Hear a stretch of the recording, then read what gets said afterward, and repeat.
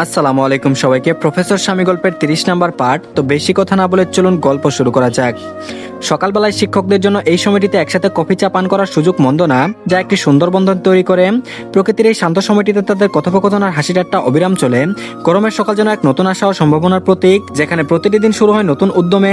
এমন সকাল প্রকৃতিগত মানুষের মতো দোলা দেয়, এক নতুন দিনের শুরুতে যা শেখায় এবং বুদ্ধির সুযোগ নিয়ে আসে। ব্রেকফাস্ট করে সকলে মিলে ঐতিহাসিক স্থানগুলো পরিদর্শন করছে। আজকের দিনটা ঘোরাঘুরি করে পার করেছে সকলে। দুপুরে খাবার খাওয়ার পর সামান্য পরিমাণ বিশ্রাম নিয়ে পুনরায় বেরিয়ে পড়েছে ঘোরার জন্য।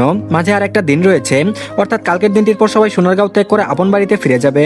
প্রথমে প্রিন্সিপাল স্যার বলেছিল এই ট্যুর 5 দিন পর্যন্ত অব্যাহত রাখবেন, তবে কিছু কারণে তিনি আজকে জানিয়েছেন আর একদিন পরে সবাই বাড়িতে চলে যাওয়ার প্রস্তুতি গ্রহণ করবে।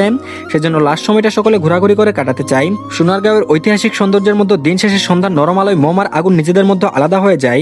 এক নিরিবিলি জায়গায় এসে থামলো তারা। জায়গাটা এতটাই নিস্তব্ধ যে আশেপাশের দূর পর্যন্ত জনমানবের দেখা মিলছে না। পাশে চিকন ধারার অল্প পরিমাণে বহমান একটি খাল, খালটিতে ছোট পুঁটি মাছ আপন মনে খেলা করছে। মোম সেদিকে মুগ্ধ দৃষ্টিতে চেয়ে আছে। প্রকৃতিতে মৃদুমন্দ বাতাস বইছে। আগুন মোমের পাশে দাঁড়িয়ে মোমের খোপা করা চুল খুলে দিল, নাক মুখ ডুবিয়ে দিল উন্মুক্ত কেশে। মোম ঘাড় ঘুরিয়ে তাকায়। এই মুহূর্তে চুল খোলায় মোমের বিরক্ত লাগছে। বাতাসের তোপে চুলুর এসে মোমের মুখশ্রীতে পড়ছে। আগুন হাত বাড়িয়ে তা কানের পিঠে গুজে দিল। মোমকে পেছন থেকে জড়িয়ে ধরে কাঁধে থুতনি ঠেকিয়ে চুপ করে দাঁড়িয়ে রইল। আগুন এবং মোমের এই সময়টা সত্যি রোমাঞ্চকর এবং মগ্নকর। বাতাসে মোমের চুলগুলো নিত্যের মতো দোল খায়। স্নিগ্ধ পরিবেশে এই দুই কপোতির মনে হচ্ছে জায়গাটা বিচিত্র দৃশ্যে ভরপুর, যেন আবার কখনো এখানে আসার সুযোগ হলে পুরনো গল্পগুলো জীবন্ত হয়ে উঠবে। কাঁধে আগুনের উৎস নির্গত গরম নিঃশ্বাস মোমের শরীরে কাঁপন ধরায়। আগুন গভীরভাবে আলিঙ্গন করে রেখেছে মোমকে। ওদের এই সুন্দর মুহূর্তে মোম আচমকা তীব্র আবেগ সমেত বলে ওঠে, মাস্টার মশাই আমার খুব ভয় করছে। আগুন মোমের কানের লতিতে চুমু দিল, হাতের বন্ধন আরো দৃঢ় করে শান্ত কণ্ঠে বলল, ভয় পাওয়ার কারণ? মোম আগের থেকে উদ্বেগ ঢেলে বলে উঠল, বুঝতে পারছি না, তবে আমার মন কোনো অজানা ভয়ে ছটফট করছে। আগুন বলল, তুমি কি কোনো বিষয়ে চিন্তিত? মোম বলল, না, কিন্তু আমার বুক কাঁপছে অস্বাভাবিকভাবে, ভয় করছে ভীষণ। মোমের কাঁধে মৃদু কামড় দিয়ে তাকে ঘুরিয়ে মুখোমুখি করলো। চোখে চোখ রেখে ভরাট ছড়ে আগুন বলল, কিসের ভয়? আমি থাকতে তোমার ভয় পাওয়ার কি আছে? অযথা টেনশন করে তোমার সাথে আমার মাথাটাও খারাপ করে দিও না। মোম আগুনের বুকে মাথা রেখে শক্ত করে আষ্টে পিষ্টে জড়িয়ে ধরলো। এতটাই জুড়ে ধরেছে যেন মনে হচ্ছে ছেড়ে দিলে আগুন কোথাও হারিয়ে যাবে। মোমের চোখ দুটো ভিজে উঠছে, কোনো কারণ ছাড়াই গলা ছেড়ে কাঁদতে ইচ্ছে করছে। আগুন মোমের মাথায় স্নেহের হাত বুলিয়ে দেয়, নিজে অর্ধাঙ্গিনীকে জাপটে জড়িয়ে ধরেছে। ফুফানোর আওয়াজ ভেসে আসতেই ভ্রু কুচকে ফেললো। জোর খাটিয়ে মোমকে নিজের থেকে ছাড়িয়ে নিল। মোমের চোখে পানি দেখে ধমকে বলল, অহেতুক কান্নার মানে কি? মেজাজ খারাপ করবে না বলে দিলাম। ধমক খেয়ে মোম উল্টাপাল্টা শব্দ করে কেঁদে উঠল। নিচের দিকে তাকিয়ে ক্রমশ ফুপিয়ে যাচ্ছে। আগুন দীর্ঘশ্বাস ছাড়লো, পুনরায় বুক টেনে নিল। কপালে প্রগাঢ় চুমু খেয়ে শান্ত কণ্ঠে বলল, কান্নার কোনো নির্দিষ্ট কারণ নেই, অথচ তুমি কাঁদছো, রাগ হবে না বলো? মোম নাক টেনে টলমলে চোখে চেয়ে বলল, কান্না পেলে আমি কি করব? আগুনের বিরক্তির মাত্রা ক্রমশ বৃদ্ধি পাচ্ছে। মোমকে নিজের থেকে সরিয়ে দিল। গমগমে গলায় বলল, কাঁদো, যত খুশি কাঁদো। তুমি চাইলে কান্না করার কম্পিটিশনের আয়োজন করে দেই, কি বলো? তবে আমার থেকে দূরে সরে গিয়ে যতক্ষণ মন চাই কাঁদো, আমার বুকে থেকে অবান্তর কান্নাকাটি করা যাবে না। নিমিষে মোমের মুখটা চুপসে গেল। গাল ফুলিয়ে আগুনকে ফেলে সম্মুখে হাঁটা ধরলো। আগুন হতভম্ব হয়ে যায়, চোখ বড় বড় করে চেয়ে রইল। মানেটা কি? কারণ ছাড়া উল্টাপাল্টা কাজ করবে আর ধমক দিলেই অভিমান করে থাকতে হবে? এ কোন জ্বালায় পড়লো আগুন? রাগটুকু হজম করে মোমের পিছু পিছু চলল। সন্ধ্যায় শেষ সময় জায়গাটা গভীর সমুদ্রের মতো শান্ত হয়ে থাকলে হঠাৎ করে পরিবেশটা শেরগুলো ভরে উঠেছে। হুট করে কোত্থেকে একদল মানুষ এসে আগুনের চারপাশে ঘিরে ধরেছে। মানুষগুলোর মুখে রং তুলি দিয়ে বিভিন্ন পশু পাখির চিত্র আঁকা। চীনা অসম্ভব এই মুখোশের আড়ালে তাদের আসল চেহারা কি? মানুষগুলোর আচরণ কাজকর্ম দেখে এমন মনে হচ্ছে যেন তারা জোকার সেজেছে জনসাধারণকে আনন্দ দেওয়ার জন্য। কেউ উচ্চ আওয়াজে বাদ্যযন্ত্র বাজাচ্ছে, কেউ নাচানাচি করছে, কেউ সোনারগাঁয়ের স্থানীয় খেলা প্রদর্শন করছে। এদের দেখে আগুনের ঠোঁটে হাসি ফুটে উঠল। আগুনের অভিমানী বউ এদের দেখলে নিশ্চয়ই খুশি হবে, তার কোমলমতিকে মানানো সহজ হবে। এই ভিড়ের মাঝখানে আগুন গলা উঁচিয়ে মোমকে দেখার চেষ্টা করছে, কিন্তু দেখতে পাচ্ছে না। এটুকু সময়ের ব্যবধানে কোথায় চলে গেল মেয়েটা? আগুনের রাগ হচ্ছে, এমনিতেই জায়গাটা মোমের জন্য নতুন, তার উপর এখন মোমের টিকিটাও নজরে আসছে না। না বলে কোথাও যেতে নিষেধ করেছিল, তবুও মেয়েটা আগুনের চোখ আড়াল হয়ে গেল কোন সাহসে? আদর দিয়ে মাথায় তুলে ফেলেছে। একবার হাতের কাছে পাক তেরামি করার সাথ আগুন হারে হারে বুঝিয়ে দিবে। মোমের নিঃশ্বাস আটকে আসছে, নিঃশ্বাস নিতে না পারায় চোখ দুটো বড় বড় হয়ে কোটর ছেড়ে বেরিয়ে আসতে চাচ্ছে। ফর্সা মুখশ্রী লাল হয়ে গিয়েছে, ঘামে ভিজে ক্ষুদ্র শরীরটা যুবথুবু হয়ে গিয়েছে। একটু শ্বাস নেওয়ার জন্য নিষ্পাপ শরীরটা ছটফটিয়ে উঠছে, কিন্তু পারছে না। কেউ একজন শক্তি প্রয়োগ করে তার মুখ চেপে ধরেছে। শুধু মুখ নয়, নাসারন্ধ্রের ছিদ্রপথ সহ মুখ চেপে ধরেছে, যার দরুন শ্বাস প্রশ্বাস চালানো মুশকিল হয়ে পড়েছে। মোম মুখ থেকে হাত সরানোর চেষ্টা করছে একটু শ্বাস নেওয়ার আশায়, কিন্তু হাতের মালিক ছাড়ছে না। মোমের ভীতিকর নেত্রদয়ে জলকণা জমা হয়ে টপ টপ গাল বেয়ে ক্রমাগত গড়িয়ে পড়ছে। তখন আগুনকে রেখে চলে আসার পর শেরগুলোর আওয়াজে মোম ঘাড় ঘুরিয়ে আগুনের দিকে তাকাতেই অনেকগুলো মানুষদের দেখতে পেয়েছিল। পা চালিয়ে আগুনের নিকট ফিরে যাওয়ার আগেই কেউ তার মুখ চেপে ধরে সেখান থেকে নিয়ে আসে। মেয়েটা চিৎকার দেওয়ার সময়ও পায়নি। নির্দিষ্ট স্থানে এনে আগন্তুক মোমের মুখ থেকে হাত সরিয়ে নিল। মোম লম্বা শ্বাস টানলো, আর দ্বিতীয়বার শ্বাস ত্যাগ করার সময় পেল না। আগন্তুক তাকে সজোরে ধাক্কা দিয়ে মাটিতে ফেলে দিল। জায়গাটা পাহাড়ি এলাকা নয়, তবে তবে মোম বর্তমানে যেখানে আছে সেখানটা অন্য এলাকার ধরুন তুলনামূলক উঁচু, এখান থেকে নিচে পড়ে গেলে মৃত্যু না হলেও হাত পা ভাঙার সম্ভাবনা রয়েছে। তাছাড়া নিচে যদি পাথরখণ্ড থাকে তাহলে পাথরখণ্ডে মাথায় আঘাত পেয়ে মৃত্যু হতে পারে। কিছু সংখ্যক গাছপালা রয়েছে, গাছগুলো বিশাল আকৃতির, গাছের শিকড় মাটির উপরে ভেসে উঠেছে। ধাক্কার চোটে মোম গিয়ে বড়সড় একটা গাছের শিকড়ের উপর মুখ থুবড়ে পড়ে গেল।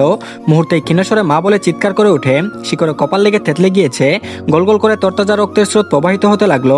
কোমল ঠোঁটের সাথে দাঁতের সংঘর্ষ লেগে নিচের ঠোঁট কিঞ্চিত ফেটে গিয়েছে, সেখান থেকে চুইয়ে চুইয়ে ফুটা ফুটা রক্তকণিকা বের হচ্ছে। থুতনির নিচের অংশ অল্প একটু থেতলে গিয়েছে, ব্যথায় মোমের সুর অবশ্য অবশ্য লাগছে।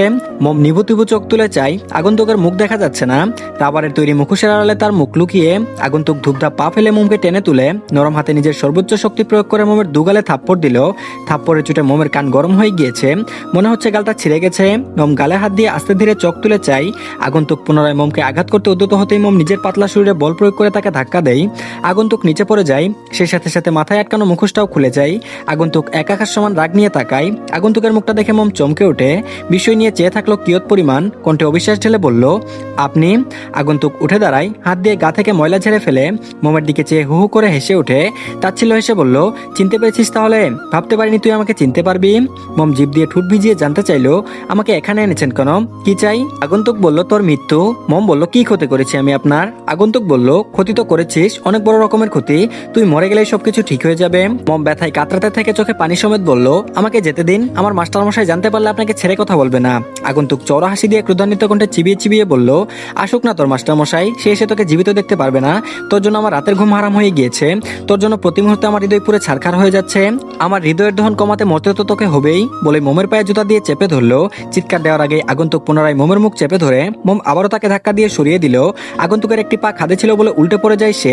মোম আঘাত পাওয়া পা টেনে টলতে টলতে সামনের দিকে অগ্রসর হয়, মনে জোরে নে বাঁচার চেষ্টা করতে চাইছে। আজ ভাগ্যবোধই সহায়তা করতে চাইছে না, মোমের অস্তিত্ব বিলুপ্ত করতে সে উঠে পড়ে লেগেছে। আগন্তুক উঠে এসে মোমের গলা চেপে ধরে মোম আগন্তুকের হাতের উপর হাত থেকে ছাড়ানোর চেষ্টা করে, কিন্তু সফল হলো না। মোমের যতটুকু শ্বাস চলছিল এবার যেন সেটাও বন্ধ হবার উপক্রম। পিট পিট করে আশেপাশে নজর বোলাই, চোখ দুটো তার আগুনকে খুঁজছে, কাঙ্ক্ষিত মানুষটির দেখা মিলছে না। কিছুক্ষণ আগেও তো মোমকে বলেছিল, চিন্তা করো না আমি আছি, আমি থাকতে ভয় কিসের? তাহলে এখন কোথায় সে? কেন আসছে না মোমকে বাঁচাতে? মোম তো ভয় পাচ্ছে, নাকি কথা দিয়ে কথার খেলাপ করতে চাচ্ছে সে? মোম শুকনো ঢুক গিলল, গলাটা শুকিয়ে আসছে, অত্যন্ত নিচু আওয়াজে ক্ষীণস্বরে বলে উঠল, মাস্টার মশাই কোথায় আপনি? আপনার মোম হারিয়ে যাচ্ছে, কষ্ট হচ্ছে তার, যন্ত্রণায় বুক ক্ষতবিক্ষত হয়ে যাচ্ছে, আপনি আসুন না, এসে আপনার কোমলমতিকে বাঁচিয়ে নিন না। আর কিছু বলা শক্তি পাচ্ছে না মোম, শরীর সাই দিচ্ছে না, দাঁড়িয়ে থাকতে কষ্ট হচ্ছে, কণ্ঠনালী চেপে ধরায় শ্বাস নেওয়া কঠিন হয়ে পড়েছে। বাঁচার জন্য শেষবারের মতো কাতর গলায় আকুতি নিয়ে জানাই, দয়া করে আমাকে যেতে দিন, আমার বাবা অসুস্থ, আমার মৃত্যু তিনি মেনে নিতে পারবেন না, আমি আপনাকে হাত জোর করে অনুরোধ করছি। নির্দয় আগন্তুকের পাষাণ বক্ষে একটুও মায়া হলো না, বরং পৈশাচিক হাসি এসে হাতের জোর আরো বাড়িয়ে দিল। বিশুদ্ধ রক্ত গড়িয়ে মোমের মুখ গলা হাতে লেগে আছে, গায়ে জামা ওড়নায় একাংশ রক্তে মাখামাখি অবস্থা। মোম শরীর ছেড়ে দিয়েছে, শরীরে বিন্দুমাত্র শক্তি অব্যাহত নেই। চোখের সামনে আজরাইল রূপে আগন্তুককে দেখে মৃত্যুর জন্য নিজেকে প্রস্তুত করে নিয়েছে সে, আর তো কিছু করার নেই। চোখ দুটো ঝাপসা হয়ে আসছে, মা বাবা ছোট্ট বোনের মুখশ্রী ভেসে উঠছে বারংবার।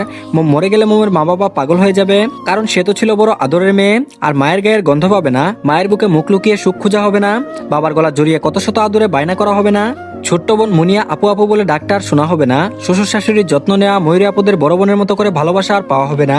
শাশুড়ি মা কত আশা নিয়ে বলেছিলেন বাসায় ফিরে যেন তাদের সাথে দেখা করে, সেটাও আর সম্ভব হবে না। আর মোমের মাস্টার মশাই, তার বুকে মাথা রেখে প্রশান্তির নিঃশ্বাস নেওয়া হবে না। আচ্ছা, মোম মরে গেলে কুমড়ো মার্কা লোকটা কি আবারও বিয়ে করবে? পারবে তার কোমলমতিকে ভুলে যেতে? মোমের জন্য কষ্ট পাবে কি তার মাস্টার মশাই? মোমের পরে যে আসবে কুমড়োটার জীবনে, সে কি মোমের মতো আগুনকে মানিয়ে নিতে পারবে? লোকটা যা রাগী, কথায় কথায় ধমক দেয়, সে কি সহ্য করে থাকতে পারবে? দ্বিতীয় কাউকে পেলে লোকটা কি মোমকে ভুলে যাবে? মোমের জন্য রাখা আদর ভালোবাসা কি তাকে দিয়ে দিবে, নাকি মোমের জন্য দেবদাস হয়ে সিনেমার হিরোদের মতো রাস্তায় রাস্তায় ঘুরে বেড়াবে? এত যন্ত্রণার মধ্যেও রক্তে ভরা দন্তপাটি বের করে এক পেশে হাসলো মোম। চোখ দুটো খুলে রাখা আর সম্ভব হচ্ছে না, নিঃশ্বাসটা নিতেই পারছে না।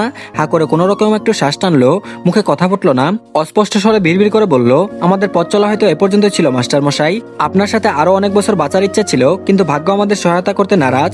আপনার কোমলমতি ডাকটা খুব মিস করব, এই নামে আর কাউকে ডাকবেন না কিন্তু বলে দিলাম, এই নামে শুধু আমাকেই ডাকবেন। আপনার বুক জমিনে নিশ্চিন্তে মাথা রেখে আর ঘুমানো হবে না, আপনার পারফিউম এখন থেকে পুরো 1 মাস যাবে, সপ্তাহখানেকের মধ্যে শেষ হয়ে যাবে না, আর কেউ বকবক করে আপনার কান ঝালাপালা করে দিবে না, আমার আর পরীক্ষা দেওয়া হবে না। আপনি কত কষ্ট করে পরীক্ষার জন্য প্রস্তুতি নিয়েছিলেন, পরীক্ষা না দিয়েই বিদায় নিতে হচ্ছে। যখন আমাদের পরীক্ষা শুরু হবে আমার বয়সী মেয়েদেরকে দেখে একদম মন খারাপ করবেন না, সবসময় হাসবেন। আপনার হাসিটা আমার ভীষণ পছন্দ। আমি দূর থেকে আপনাকে দেখবো। ভালোবাসি মাস্টার মশাই, অনেক অনেক ভালোবাসি আপনাকে। বাতাসের টান্ডবে বস্ত মোমের উপর আগুনের জ্বলন্ত শিখায় কেমন ধপ করে নিভে যায়, ঠিক তেমনি মানুষ সমমের অস্পষ্টভাবে চঞ্চল কিশোরী বলা কতটাও ধপ করে নিভে গেল। ভাগ্যের চাকা এত নিষ্ঠুর কেন? আগুনের কোমলমতের নিঃস্বাব প্রাণটা এই সোনারগাঁয়ের মাটিতেই ত্যাগ করতে হলো। এই দুই ভালোবাসার দম্পতিকে আরো কিছু সময় একসঙ্গে রাখলে কি খুব ক্ষতি হয়ে যেত? তক্ষুনি কোথা থেকে চিরন্তন সত্য বাক্য ভেসে আসে, এটাই তো প্রকৃতির নিয়ম। জন্ম থাকলে মৃত্যু অনিবার্য। মৃত্যু মনে করিয়ে দেয় জীবনের অস্থিরতা এবং সময়ের নির্বিচ্ছিন্ন প্রবাহের কথা। অথচ সুখের সাগরে ভেসে থাকা মানুষ মৃত্যুর মতো সত্য এবং ছোট শব্দ বলে বেমালুম ভুলে যায়। পৃথিবী ছাড়া এরপরে যে নিঃশব্দ অন্ধকার একটি দুনিয়া আছে, সেই সমগ্র প্রক্রিয়া আমাদের মানব অস্তিত্বের একটি গভীর প্রতিচ্ছবি, সেটাও স্মরণে রাখে না। তো ধন্যবাদ সবাইকে। এই পার্টটি এই পর্যন্তই, পরবর্তী পার্টও দিয়ে দেওয়া হয়েছে। তার আগে সবাই চ্যানেলটিকে সাবস্ক্রাইব করে দিবেন আর ভিডিওতে একটা লাইক দিন। ভালো থাকবেন সবাই, আল্লাহ হাফেজ।